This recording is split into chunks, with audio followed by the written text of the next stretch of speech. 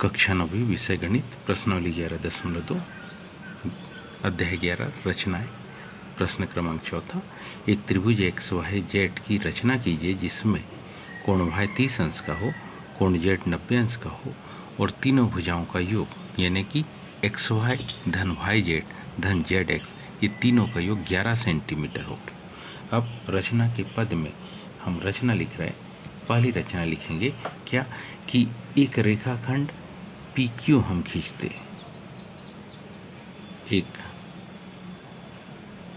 रेखाखंड P Q बराबरी से कितना 11 सेंटीमीटर खींचा। एक रेखाखंड पी क्यू खींचा जिसकी लंबाई कितनी होगी 11 सेंटीमीटर। आइए इसे हम खींचते हैं। इस प्रकार से स्केल रखी और इसके ऊपर कितना 11 सेंटीमीटर जहाँ पर रहता वहाँ एक पॉइंट लगाते हुए इस लाइन को इधर खींच ले तो ये कितने 11 सेंटीमीटर का हम एक क्या बना रहे, इस पर रेखाखंड बनाए जिसको क्या नाम दिया, पी क्यू नाम दिया, पी। और ये दूसरा बिंदु कौन सा, क्यू। इसकी लंबाई कितनी है 11। इसमें दूसरा पॉइंट, दूसरी रचना का पद क्या आएगा इसको थोड़ा ध्यान से समझिए। दूसरी रचना के पॉइंट में हम लिखेंगे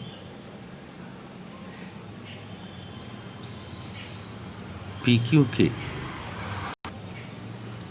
के कौन से बिंदु P पर कितना 30 अंश एवं बिंदु Q पर कितना 90 अंश का कोण बनाते हुए, का क्या करते हुए, कोण बनाते हुए जो P बिंदु से हम खींचेंगे उसको नाम दे देंगे PR और Q बिंदु से खींचेंगे उसको नाम दे देंगे QS। खींचा, क्या कर रहे हैं हम, P बिंदु से 30 अंश का कोण और Q बिंदु पर कितना 90 अंश का क्या कोण बनाना है हमको। तो हम यहाँ पर अपने चांदा रखा, P बिंदु पर कितना 30 अंश का कोण, P बिंदु पर हम चांदे को एडजस्ट करेंगे और इस पर कितने 30 अंश का कोण बनाएंगे। ये हमारे पास 10, 20 और ये है 30 अंश का कोण। 30 अंश का कोण बनाते हुए इस किरण को हम P बिंदु से क्या करते हुए, मिलाते हुए आगे की तरफ जाने देंगे।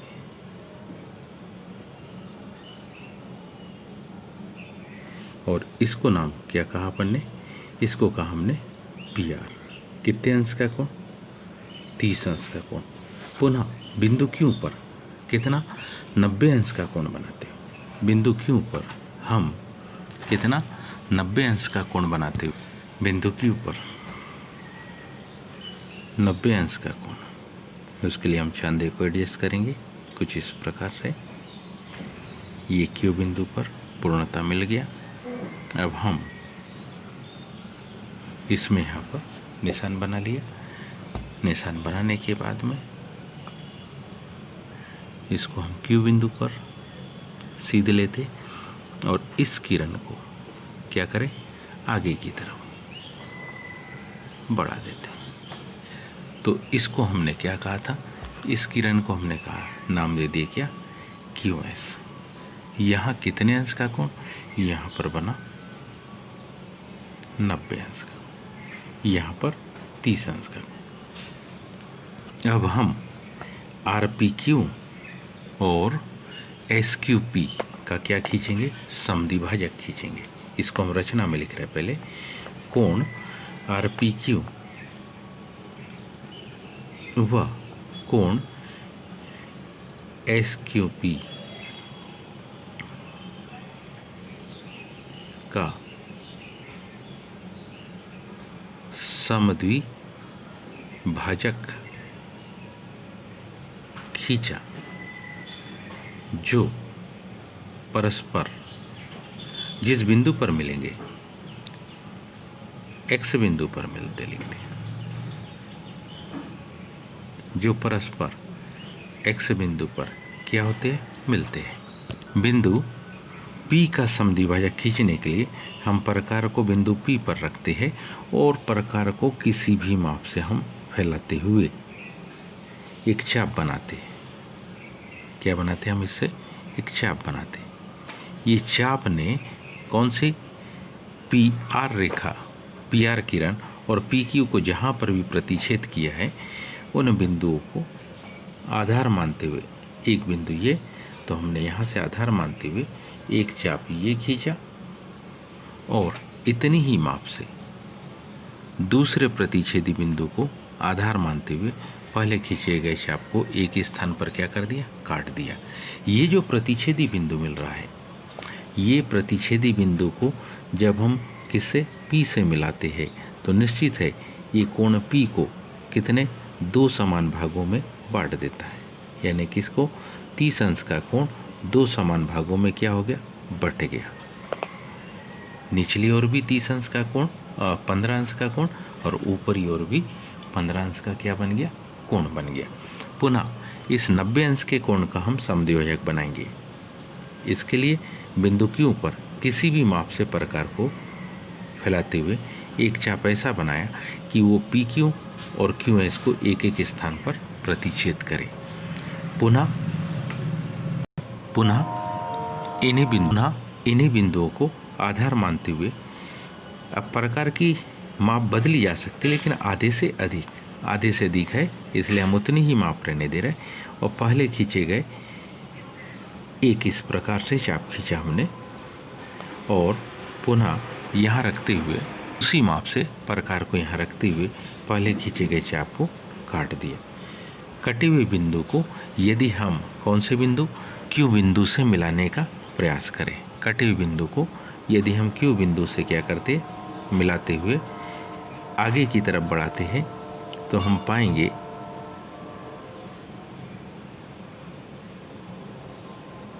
कि इसने इस कोण को 2 भागों में क्या कर दिया? बांट दिया। ये जो रेखा छोटी पड़ रही है इसको आगे की तरफ बढ़ाएंगे, क्योंकि इन्हीं के प्रतिच्छेदी बिंदु को हम जहाँ एक दूसरे को क्या करेगी? काटेगी। इसी प्रतिच्छेदी बिंदु को क्या नाम देना है? इसी प्रतिच्छेदी बिंदु को हम X नाम देंगे। क्या नाम दिए इसको? X। जहाँ पर ये दोनों रेखा एक दूसरे को क्या करती है? काटती है। जहाँ ये सर्कल बनाया है वो है X बिंदु। चौथे क्रमांक का पॉइंट देखो। तो अब हम क्या करेंगे? अब हम PX और XQ का लंब समद्विभाजक खींचेंगे। PX एवं QX का लंब समद्विभाजक खींचा। जो PQ को, जो किसको? PQ को क्रमशः जो PX का लंब समद्विभाजक यहाँ से आएगा वो Y पर, और जो XQ का आएगा वो Z किस पर? Y व Z पर क्या करता है? Z पर प्रतिच्छेद करता है। प्रतिच्छेद करता है। अब हम किसका? PX का लंब समद्विभाजक खींच रहे हैं तो क्या करेंगे?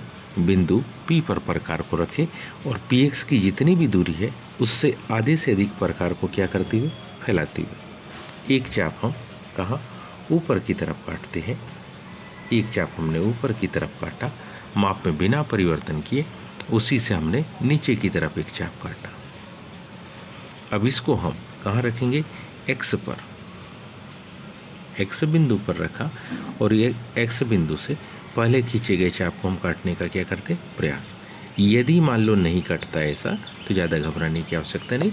पुनः P बिंदु पर हम प्रकार को रखेंगे और जो पहले खींचे चाप थे उसको थोड़ा इस प्रकार से बढ़ा लेते हैं।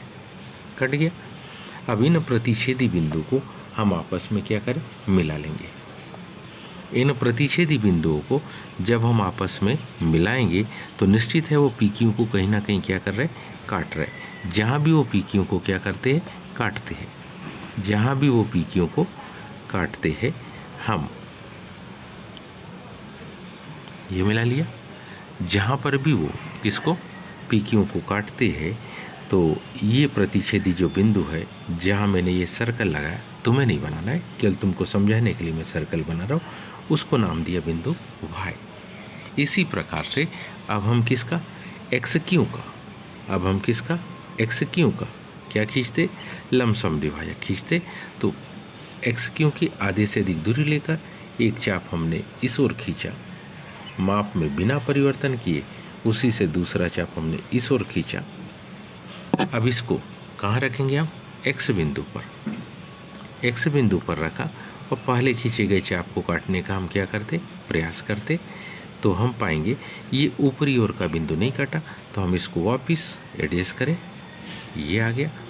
अब इन दोनों बिंदु को, ये और ये, इन दोनों बिंदु को क्या करते हुए, मिलाते हुए स्केल की सहायता से इन दोनों बिंदुओं को मिलाते हुए एक रेखाखंड खींच लेंगे हम। और ये रेखाखंड जहाँ भी किसे काटता है, जहाँ भी पीकियों को काटता है, वहाँ ध्यान से देखिए, वहाँ मैंने एक सर्कल बनाया। इस सर्कल को क्या नाम दे देंगे हम, इसको नाम दे दिया जेड बिंदु। क्या नाम दे दिया, जेड बिंदु। तो px का लमसम द्विभाजक ने जहाँ पीक्यू को काटा उसको y, qx के लमसम द्विभाजक ने जहाँ काटा उसको नाम दिया जेड बिंदु नाम दे दिया। अब हम इन्हीं x से z को मिला देंगे और x से y को मिला देंगे। तो ध्यान से देखिए, x से z को हम क्या कर रहे हैं, मिला रहे हैं। x से z को क्या कर दिया अपन ने, मिला दिया।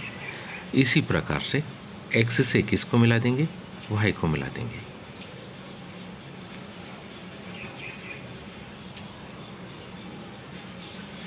x से हमने किसको मिला दिया, y को।